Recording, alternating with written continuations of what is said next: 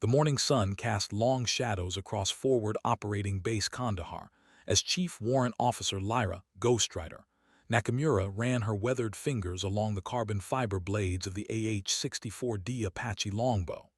Each blade measured precisely 57 feet in diameter when spinning, capable of cutting through Afghan air at 170 miles per hour. She knew these numbers like prayers, had whispered them during countless pre-flight checks across 3 deployments. But today, something felt different in the metal's vibration beneath her touch. The helicopter mechanics had reported unusual resonance frequencies during yesterday's mission over the Helmand province. Standard procedure called for grounding the aircraft pending full inspection, yet here sat America's most lethal attack helicopter, seemingly perfect under the harsh desert light. Lyra's trained eye caught what others missed: microscopic stress fractures spiderwebbing from the blade root attachment points, invisible unless you knew exactly where to look and had felt this particular failure signature before. Behind her, boots crunched against gravel. Colonel Marcus Blackwood emerged from the operations center, his face carved from the same stone that had weathered 26 years of military service. In his hand, a manila folder bore the distinctive red stripe of classified personnel files. His eyes moved from the folder to Lyra's slight frame crouched beside the Apache's nose, then back to the folder with an expression that suggested he was reassessing everything he thought he knew. Chief Nakamura, his voice carried across the flight line with the authority of a man accustomed to being obeyed without question. Step away from that aircraft.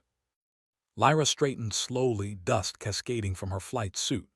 At 5'4" and weighing barely 130 pounds, she appeared dwarfed by the 21-foot-tall war machine behind her. Yet something in her posture, the way she held her shoulders, the steady confidence of her gaze, suggested a different story entirely.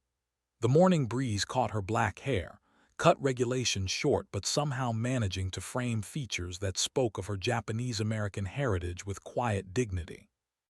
Colonel Blackwood's folder contained records that would make most seasoned pilots question their career choices.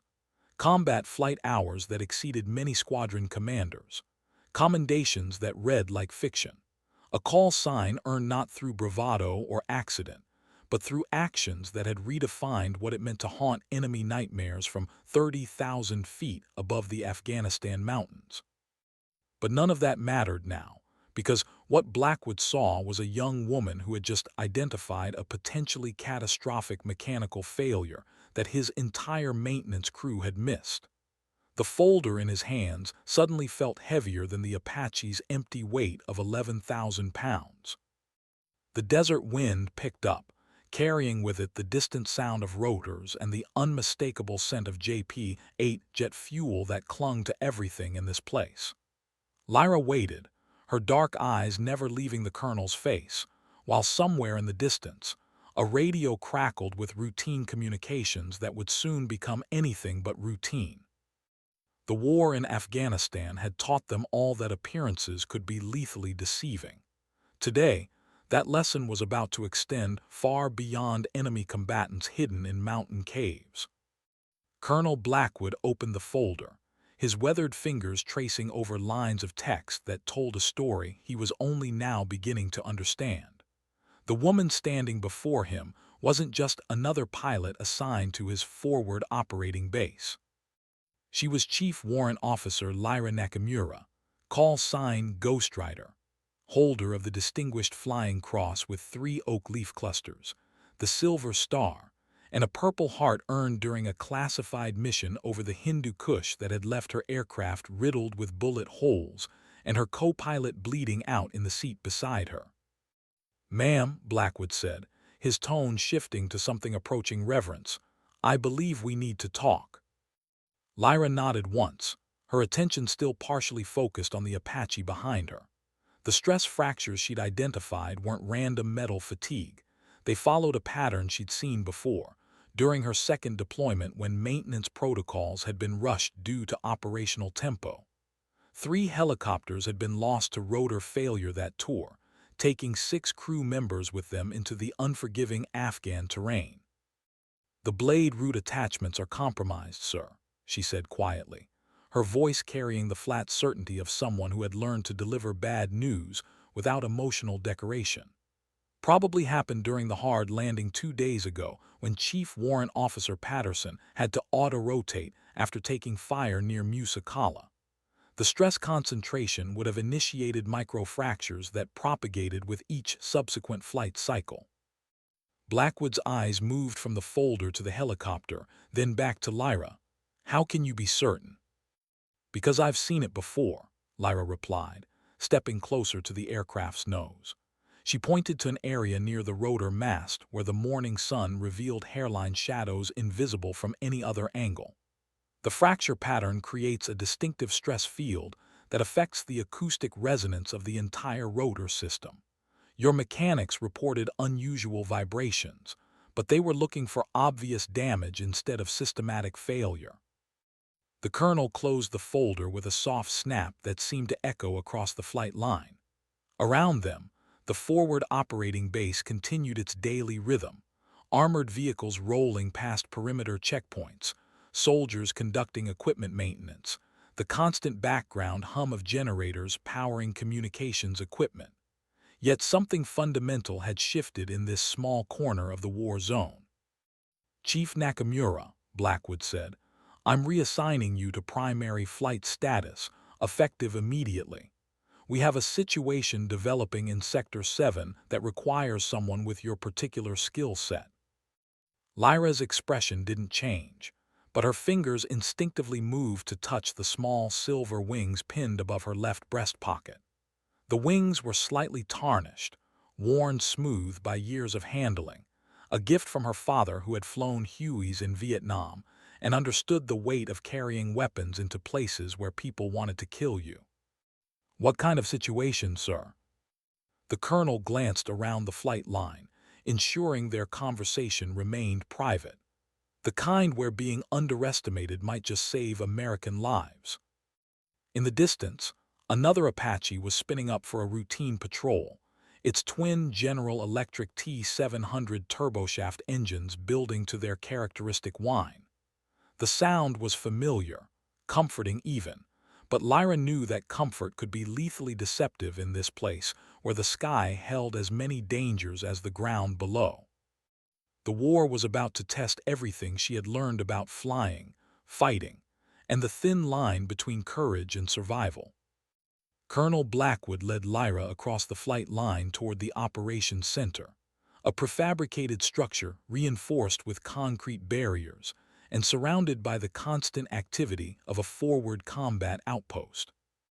The building's interior was a study in controlled chaos, banks of radio equipment crackling with communications from units scattered across Helmand Province, digital displays showing friendly and enemy positions updated in real time, and the persistent smell of strong coffee that kept watch officers alert during 18-hour shifts.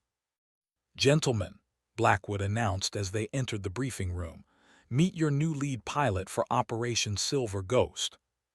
The room contained 5 men, all seasoned aviators whose collective flight hours exceeded most small airline companies. They turned toward Lyra with expressions ranging from polite interest to barely concealed skepticism. Captain James Viper Rodriguez, a stocky Mexican-American with 2,200 combat flight hours, leaned back in his chair with arms crossed. Major David Tank Morrison, built like his call sign suggested, raised an eyebrow that disappeared into his receding hairline. Sir, Captain Rodriguez said carefully, with all due respect, we were expecting someone with more experience in this particular operational environment. Blackwood set Lyra's personnel file on the conference table with deliberate emphasis. Chief Nakamura has more combat flight hours in Apache aircraft than the rest of you combined.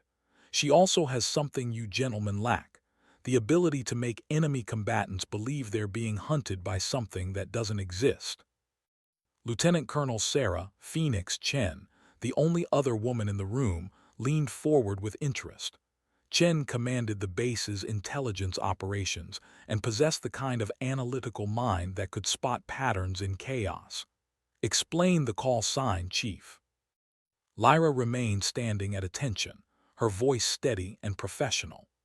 During my first deployment, we conducted nighttime interdiction missions against Taliban supply routes in the Korangal Valley. The terrain and weather conditions made traditional attack profiles impossible, so we developed new tactics for operating in zero visibility conditions using thermal imaging and terrain-following radar. And Major Morrison prompted when she paused. The enemy started reporting attacks by aircraft they couldn't see or hear until weapons impact. Taliban radio intercepts referred to us as spirits of the dead American pilots, ghosts that hunted in darkness. Intelligence services abbreviated it to Ghost Contacts, and eventually the call sign stuck. Captain Rodriguez's expression softened slightly. How many confirmed kills? Classified, Colonel Blackwood interjected before Lyra could respond, but sufficient to earn her the Distinguished Flying Cross, 3 times. The room fell silent except for the background noise of radio communications and air conditioning units struggling against the Afghan heat. Major Morrison uncrossed his arms and gestured toward an empty chair. "Please, Chief, have a seat. Tell us about Silver Ghost." Lyra settled into the chair with the economical movements of someone comfortable in military environments. "I haven't been briefed on the operation yet, sir." Colonel Chen activated a wall-mounted display showing satellite imagery of mountainous terrain marked with red overlay symbols indicating enemy positions. 3 days ago, Taliban forces overran Firebase Charlie in the Sangin district. 12 American soldiers are missing, presumed captured. Intelligence indicates they're being held in a cave complex approximately 40 kilometers northeast of here, in terrain that makes conventional rescue operations impossible. The satellite imagery shifted to show detailed topographic maps, revealing a landscape of razor-sharp ridges and deep valleys that looked like the surface of an alien planet. Red symbols clustered around a series of cave entrances, carved into a mountainside that rose nearly vertical from the valley floor. "The hostages are being held here," Chen continued, highlighting a specific cave entrance with a laser pointer.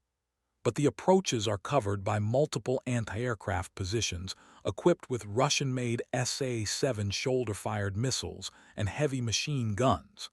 Any conventional assault would result in casualties we can't afford." Lieutenant Colonel Chen changed the display to show thermal imaging taken from a reconnaissance drone. The images revealed heat signatures moving within the cave system, but the resolution was insufficient to distinguish between hostages and captors. "The Taliban commander holding our people is named Mullah Hassan Akbar.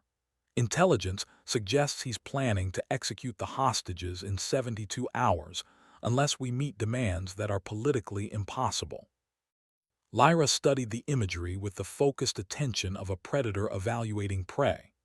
Her eyes moved across the terrain features, noting wind patterns indicated by dust formations, calculating approach angles that might provide concealment, identifying potential landing zones that could support extraction operations. "What makes this mission different from a standard combat search and rescue?" she asked. Colonel Blackwood leaned forward, his expression grim. "Because Mullah Akbar has made it personal. One of the hostages is Staff Sergeant Maria Santos, the daughter of General Santos, chairman of the Joint Chiefs. The Taliban know exactly who they have, and they're using her as leverage for a prisoner exchange that would cripple our counterterrorism operations throughout the region." The weight of this information settled over the room like a heavy blanket. Everyone present understood the implications.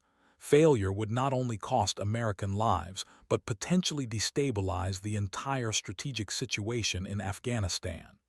Success required the kind of precision and innovation that transformed routine military operations into legends. "The operation requires a pilot capable of operating in impossible conditions," Blackwood continued. "Someone who can make the enemy believe they're being attacked by something that shouldn't exist. Someone who earned their call sign by rewriting the rules of aerial warfare." Lyra's fingers traced along the edge of the conference table as she continued studying the satellite imagery. The cave complex was positioned with tactical brilliance, multiple escape routes, overlapping fields of fire, natural concealment that would make aerial reconnaissance difficult. But there were also vulnerabilities, patterns in the defensive positioning that suggested the Taliban commander was following doctrine rather than thinking creatively. "I'll need detailed meteorological data for the target area," she said quietly. "Wind patterns, temperature variations, humidity levels. Also intelligence on enemy patrol schedules and communication protocols." Major Morrison nodded approvingly. "You're thinking like a hunter." "In Afghanistan," Lyra replied, "everything is hunting something else. The key is making sure you're higher on the food chain." The briefing continued for another hour, covering details that would mean the difference between success and catastrophe. Radio frequencies, emergency procedures, extraction protocols, and the kind of contingency planning that kept soldiers alive when operations went sideways. Through it all, Lyra absorbed information with the steady concentration of someone who understood that other people's lives depended on her ability to process complex tactical problems under extreme stress. As the meeting concluded, Colonel Chen approached her with a question that went beyond operational requirements. "Chief, can I ask why you stayed in aviation after what happened during Operation Enduring Thunder?" Lyra's expression didn't change, but something flickered behind her dark eyes, a shadow of memory that carried weight beyond its years. "Because someone has to be willing to fly into places where angels fear to tread, ma'am. And sometimes, the people who need rescuing are worth the risk." Outside the operations center, another Apache was landing from patrol, its rotors creating miniature dust storms that reminded everyone present that they were fighting a war in one of the most unforgiving environments on Earth. The aircraft settled onto the landing pad with mechanical precision, but Lyra knew that flying machines were only as reliable as the humans who operated them. Tonight, she would be that human, carrying other people's lives into darkness, where the margin for error was measured in milliseconds, and the price of failure was absolute. The war had taught her that heroism wasn't about fearlessness. It was about being afraid and flying anyway. As evening settled over forward operating base Kandahar, Lyra stood alone in the maintenance hangar beside her assigned aircraft, Apache serial number 405439, call sign Ghost 26. The helicopter represented $11 million of precision engineering designed for a single purpose, delivering overwhelming firepower with surgical accuracy. But numbers and specifications couldn't capture what made this particular machine special. It was the aircraft she'd flown during her most successful missions, the one that had carried her through situations where lesser pilots would have become statistics. The Apache's armament configuration for tonight's mission reflected the complexity of Operation Silver Ghost. 16 AGM-114 Hellfire missiles hung from the aircraft's stub wings like sleeping wasps, each one capable of penetrating 18 inches of steel armor or reducing a fortified position to smoking rubble. The M230 chain gun, mounted beneath the aircraft's nose, contained 1,200 rounds of 30mm depleted uranium ammunition, sufficient to shred light vehicles and personnel with devastating efficiency. Yet tonight's mission would require more than raw firepower. Success depended on precision, timing, and the ability to operate in conditions that pushed both aircraft and pilot beyond normal operational parameters. Lyra ran her pre-flight inspection with methodical thoroughness, her trained hands checking hydraulic lines, electrical connections, and the 1,000 other components that had to function perfectly when failure meant death. "Mind if I join you?" Lyra turned to find Lieutenant Colonel Chen approaching with 2 cups of coffee that smelled strong enough to dissolve paint. The intelligence officer's expression carried the weight of someone who spent her days analyzing threats and calculating probabilities of success. "Thank you, ma'am," Lyra accepted the coffee gratefully. The liquid was indeed powerful enough to wake the dead, which seemed appropriate given her call sign. I wanted to apologize for the skepticism in the briefing room, Chen said, settling against a maintenance cart. Some of those guys have been flying together for years. They're not used to outsiders, especially ones who might make them look bad. Lyra sipped the coffee and considered her response. Skepticism keeps people alive in this business, ma'am. I'd rather fly with someone who questions everything than someone who assumes competence based on rank or reputation. Is that why you never put in for promotion to commissioned officer status? With your record, you could have your own squadron by now. The question touched on something deeper than career planning. Lyra's gaze moved across the hangar where other aircraft waited in various stages of maintenance and preparation. Commissioned officers make strategic decisions and carry political responsibility. Warrant officers fly helicopters and bring people home. I know which one I'm better at. Chen nodded with understanding. The hostages we're going after, have you been briefed on their individual profiles? Just the basic information. 12 soldiers from an infantry unit that was overrun during a patrol operation. Staff Sergeant Santos is 24 years old, Chen said quietly. She joined the army to prove she could succeed without her father's influence, won the Expert Infantry badge, earned her squad leader position through merit, and was scheduled to rotate home in 6 weeks. Lyra absorbed this information without visible reaction, but Chen caught the slight tightening around her eyes that suggested emotional impact. The others. Specialists Rodriguez and Kim, both medics. Sergeant Thompson, a communications specialist. Private Martinez, 19 years old, been in country for 3 months. Chen paused, studying Lyra's profile in the harsh hangar lighting. They're counting on you to do something impossible. Impossible is relative, Lyra replied. What matters is whether you're willing to accept the cost of making it possible. Across the hangar, maintenance personnel were conducting final preparations on other aircraft scheduled for supporting missions. The sound of tools and quiet conversation created a background rhythm that had become familiar to everyone who spent their lives maintaining America's aerial arsenal.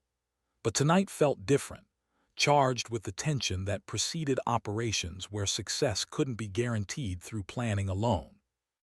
Chief, Chen said carefully, what happened during Operation Enduring Thunder? Your file mentions it changed how you approach combat missions, but the details are classified beyond my clearance level. Lyra set down her coffee cup and resumed her pre-flight inspection, her movements becoming more deliberate. We lost people who shouldn't have died because I made tactical decisions based on incomplete intelligence. Since then, I've made it a point to assume every mission brief contains information that's wrong, incomplete, or deliberately misleading. That's a hard way to live. It's a way that keeps other people alive. Lyra's voice carried no self-pity, just the flat certainty of someone who had learned to carry responsibility without allowing it to crush her spirit. In 3 hours, I'm going to fly into a valley surrounded by people who want to kill me, to rescue soldiers who are depending on me to succeed where conventional tactics would fail. The only way I can do that is by accepting that everything I think I know about this mission might be wrong. Chen watched as Lyra completed her inspection with practiced efficiency. Every movement spoke of thousands of hours spent preparing aircraft for combat, of a professional who understood that attention to detail was the difference between mission success and catastrophic failure. The weather forecast shows possible thunderstorms moving through the target area around midnight, Chen said. That could provide natural concealment for your approach. Or it could create turbulence that makes precision flying impossible, Lyra countered. We'll adapt based on actual conditions. As if summoned by their conversation, the rest of the flight crew began arriving for final mission preparations. Captain Rodriguez emerged from the armament section carrying updated targeting data, while Major Morrison reviewed meteorological reports that would influence flight planning. The hangar gradually filled with the controlled energy of professional soldiers preparing for combat. But beneath the routine activity, everyone present understood they were witnesses to something unprecedented. Tonight, a pilot whose reputation had become legend would attempt a rescue operation that redefined the boundaries of what was considered tactically possible. Success would save American lives and strike a significant blow against Taliban operations in the region. Failure would cost not only the hostages' lives, but potentially destabilize the entire strategic situation in Afghanistan. Lyra pulled on her flight helmet, the familiar weight settling against her skull like an old friend. The helmet's integrated display systems came alive with flight data, weapon status, and communication channels that would keep her connected to supporting elements throughout the mission. But technology was only a tool. Success would ultimately depend on her ability to think, react, and fly better than the enemy expected. The war had taught her that every mission was a test of everything she had learned about survival in hostile skies. Tonight, that test would determine whether 12 American soldiers returned home or became another casualty statistic in a conflict that had already claimed too many lives. At 22:47 hours local time, Apache Ghost 26 lifted off from Forward Operating Base Kandahar with the distinctive wop-wop sound that had become synonymous with American military power. The aircraft rose into night skies illuminated only by stars and the occasional flash of distant artillery exchanges that reminded everyone the war never truly slept. Lyra's hands moved across the flight controls with unconscious precision, her muscle memory integrating with the Apache's flight management systems to transform thought into movement. Ghost 26, this is Kandahar Tower, the radio crackled through her helmet speakers. You are cleared for departure, heading 270, flight level 9000. Weather conditions report scattered clouds at 15,000 feet, winds from the northwest at 12 knots. Kandahar Tower, Ghost 26 copies clearance, Lyra replied, her voice carrying the calm professionalism that concealed the controlled aggression beneath. Departing heading 270, climbing to flight level 9000. The Apache's twin turboshaft engines pushed the aircraft through the thin mountain air with mechanical determination. Below, the lights of the forward operating base grew smaller until they resembled a constellation fallen to Earth, while ahead lay the darkness that concealed both salvation and death in equal measure. Lyra's eyes moved constantly between her flight instruments and the forward-looking infrared display that revealed the thermal landscape of Afghanistan in ghostly green and white images. Ghost 26, this is Overlord. A new voice entered the communication net. Colonel Blackwood was monitoring the operation from the Tactical Operations Center, where banks of computers tracked every aspect of the mission in real time. SIGINT reports enemy radio chatter has increased in your target area. Be advised, hostiles may be aware of increased American air activity. Overlord Ghost 26 copies, Lyra acknowledged while adjusting her flight path to follow terrain features that would mask her approach. Proceeding to initial point. Estimate target area in 45 minutes. The flight toward the target area took her over landscape that looked like the surface of Mars under thermal imaging. Jagged mountains carved by wind and water into formations that seemed designed to hide enemy combatants and challenge the skills of even experienced pilots. The Hindu Kush mountain range had been defeating armies for centuries, from Alexander the Great to the Soviet Union, and tonight it would test whether American technology and training could overcome terrain that had swallowed countless military expeditions. Ghost 26, this is Phoenix. Lieutenant Colonel Chen's voice provided intelligence updates that could mean the difference between mission success and catastrophic failure. Drone surveillance shows minimal movement around the target area. Enemy guards appear to be maintaining routine patrol schedules. Phoenix, Ghost 26 acknowledges, Lyra replied while studying her tactical display. The cave complex appeared as a cluster of thermal signatures embedded in the mountainside like a malignant growth. Somewhere in that darkness, 12 American soldiers were depending on her ability to accomplish what conventional rescue operations couldn't attempt. As the Apache approached the initial phase of the operation, Lyra began the mental transition that separated routine flight operations from combat missions. Her breathing became deeper and more controlled, her peripheral vision expanded, and her mind entered the state of focused calm that allowed superior pilots to process multiple threat streams simultaneously. The aircraft became an extension of her nervous system, responding to her intentions with mechanical precision. Ghost 26, be advised. Another voice entered the communication network. This is Reaper 21, maintaining overwatch at Angels 25. We show no enemy air activity in your area of operations. The Predator drone circling at 25,000 feet served as an electronic guardian angel, its sensors monitoring radio frequencies and heat signatures that might indicate threats developing beyond the range of the Apache's detection systems. But Lyra knew that electronic surveillance couldn't detect every danger. Sometimes survival depended on instincts developed through years of flying in places where the enemy was always present but rarely visible. Reaper 21, Ghost 26 copies, she acknowledged while beginning her descent toward the target area, commencing tactical approach to Objective Alpha. The Apache dropped toward the mountainous terrain with the controlled aggression of a hunting bird. Lyra's flight path followed valleys and ridgelines that would minimize her radar signature, while maximizing concealment from ground-based observers. The aircraft's rotor noise echoed off stone walls carved by geological forces that had shaped this landscape for millions of years, creating acoustic shadows that could either hide her approach or betray her position to enemy combatants. At 5,000 feet above sea level, the air became noticeably thinner, requiring adjustments to engine power and rotor pitch that tested the limits of both aircraft performance and pilot skill. The Apache's flight characteristics changed subtly, but significantly as atmospheric density decreased, demanding constant attention to airspeed, power settings, and control inputs that would maintain stable flight in conditions that had killed lesser pilots. Ghost 26, this is Overlord.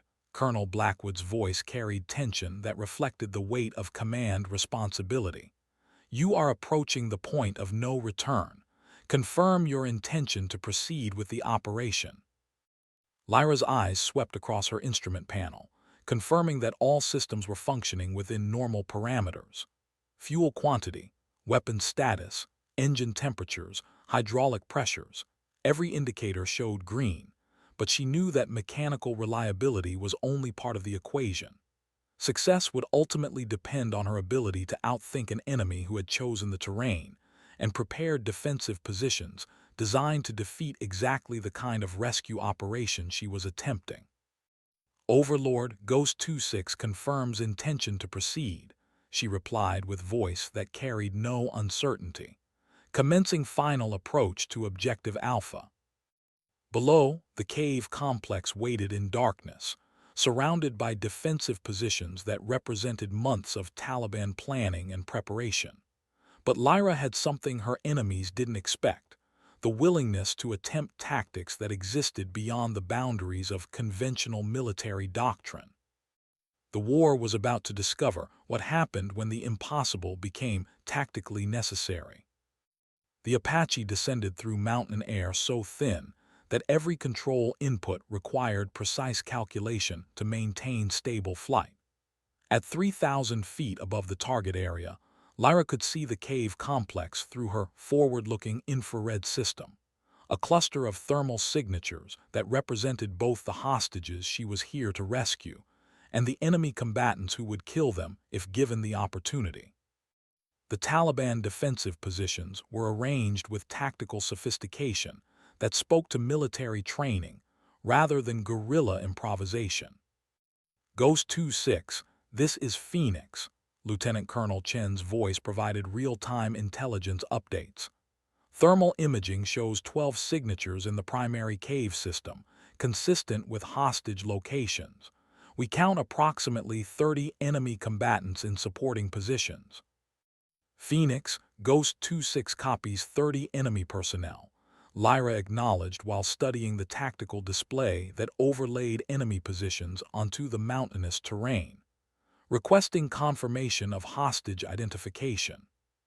Stand by, Ghost 26. A pause filled with radio static and the sound of keyboards clicking in the Tactical Operations Center. Thermal analysis confirms 12 signatures exhibiting restricted movement patterns consistent with bound personnel. High probability these are our people. Lyra absorbed this information while calculating approach angles that would minimize her exposure to anti-aircraft weapons. The SA-7 shoulder-fired missiles positioned around the cave entrances had a maximum effective range of 3 miles and could track heat signatures generated by her aircraft's engines. Success required staying below their acquisition envelope while maintaining sufficient altitude to employ her own weapons effectively. Ghost 26, this is Reaper 21. The Predator drone operator's voice added another layer of situational awareness. We're observing increased activity around enemy positions. Looks like they're responding to your engine noise. Reaper 21, Ghost 26 acknowledges, Lyra replied while adjusting her flight path to follow a narrow valley that would mask her thermal signature against the cold mountain stone. Continuing approach to firing position. The Apache's navigation system showed she was now less than 2 miles from the target area, close enough that enemy combatants with binoculars could potentially spot her aircraft against the star-filled sky. But visibility worked both ways. Her thermal imaging system revealed enemy personnel moving between defensive positions, their body heat glowing white against the cool background of Afghan mountainside. Ghost 26, be advised.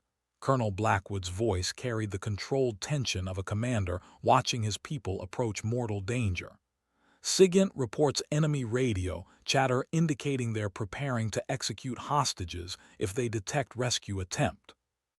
This intelligence created the tactical paradox that made rescue operations in hostile territory so challenging. The closer she came to success, the greater the risk that the enemy would kill the people she was trying to save. Traditional military doctrine called for overwhelming force, applied simultaneously from multiple directions, but the terrain and enemy positioning made conventional tactics impossible. Overlord Ghost 26 understands the situation, Lyra replied with voice that revealed none of the pressure building inside the aircraft's cockpit, proceeding to establish firing position. At 1 mile from the target, she could see individual enemy combatants through her targeting system. Men carrying AK-47 assault rifles and rocket-propelled grenades, positioned behind stone barriers that had been reinforced with sandbags and camouflage netting. Their defensive arrangement was tactically sound, providing overlapping fields of fire that would make ground assault suicidal. But it also revealed a weakness that could be exploited by someone willing to attack from an unexpected direction. The Taliban commander had positioned his forces to defend against horizontal assault, infantry approaching through the valleys or helicopters attacking from predictable angles. He hadn't anticipated a pilot crazy enough to attack vertically, using the mountain's own geography as concealment until the moment of weapon release. Ghost 26, this is Phoenix. Chen's voice provided the final piece of tactical information needed for the attack. Thermal imaging confirms guard positions around hostage location. We show 2 sentries at the cave entrance, approximately 15 meters from friendly personnel. Phoenix, Ghost 26 copies 2 sentries at 15 meters, Lyra acknowledged while arming her weapons systems. The M230 chain gun responded with electronic acknowledgement, its targeting system integrating with her helmet-mounted display to provide precision aiming capability. Preparing to engage. The Apache rose above a ridgeline that had concealed its approach, suddenly revealing the entire tactical situation spread below like a 3-dimensional chessboard. Enemy combatants were visible as thermal signatures scattered across defensive positions that commanded excellent fields of fire against conventional approaches. But they were all looking in the wrong direction. "All stations, this is Ghost 26, Lyra announced over the radio network. "Commencing attack run. Time on target in 30 seconds. Her fingers moved across weapon controls with practiced precision, selecting ammunition types and engagement sequences that would neutralize threats while minimizing risk to the hostages. The chain gun rotated slightly as its targeting system acquired the first enemy position, while Hellfire missiles armed themselves with electronic signal that confirmed their readiness to transform enemy combatants into expanding clouds of superheated gas. Below, Taliban fighters began pointing toward the sky as the Apache's engine noise echoed off mountain walls. But sound travels slower than bullets, and by the time they heard her coming, Lyra was already squeezing the trigger. The night exploded into violence with the controlled fury of precision warfare. Muzzle flashes strobed from the Apache's chin-mounted gun as 30-millimeter depleted uranium rounds tore through enemy positions at a rate of 650 rounds per minute. Each projectile contained enough kinetic energy to punch through light armor or reduce a human body to component parts, and Lyra's targeting was surgical in its accuracy. The first enemy position disappeared in a cloud of stone dust and flying debris as armor-piercing rounds disintegrated the sandbag barriers, and the men crouched behind them. The second position attempted to return fire with AK-47s, but rifle bullets were insignificant against the Apache's armored fuselage, while the aircraft's response was devastating. High-explosive rounds detonated among the enemy combatants with the sound of thunder compressed into millisecond intervals. Ghost 26, good hits on enemy positions, Reaper 21 reported from its overwatch position. We're observing secondary explosions, probably ammunition cook-off. Reaper 21, Ghost 26 continuing engagement, Lyra replied while transitioning to her next target. The Hellfire missiles hung beneath her aircraft like sleeping death, waiting for targets that justified their $11 million investment in precision destruction. Through her thermal imaging system, she could see enemy combatants fleeing their positions as the reality of facing professional military firepower overcame their ideological commitment. But some remained at their posts, and these were the dangerous ones, the true believers who would fight until death rather than surrender their hostages. One of the SA-7 positions was attempting to acquire her aircraft, the missile operator visible as a bright thermal signature against the cold mountain stone. Lyra rolled the Apache into a diving turn that broke the missile's lock while positioning her for a Hellfire engagement that would eliminate the threat permanently. "Fox 3, she announced over the radio, using the brevity code that indicated missile launch. The Hellfire separated from its mounting pylon with a solid thunk that resonated through the aircraft's structure, then ignited its solid fuel motor and streaked toward the target at 3 times the speed of sound. The missile's impact created a fireball that briefly illuminated the entire mountainside, revealing the cave complex and surrounding terrain in stark detail. Where the SA-7 position had been, nothing remained but a crater filled with glowing debris and the twisted remains of equipment that would never threaten American aircraft again. "Good kill,"